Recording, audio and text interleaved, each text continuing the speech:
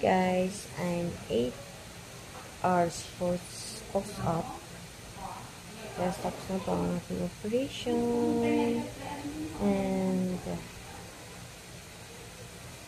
wala pa naman ako nararamdaman ng sakit as of now. Wala na din yung anesthesia. Hindi ko na na-feel sa aking legs. Kaya praise God. Praise God. Dahil mabilis lang, sobrang bilis yung operation. Kasi parang it takes minutes lang.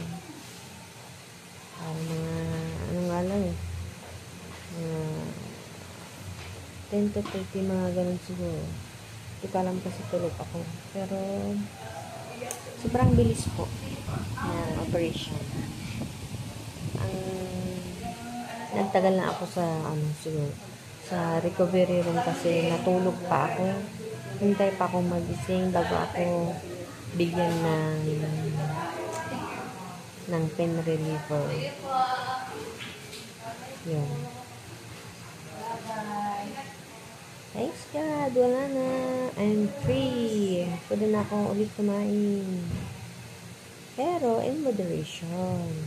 Ayan, dapat natin alagaan yung health natin. Kung may nararamdaman na tayo, go and check na. Ano lang po. Thank you.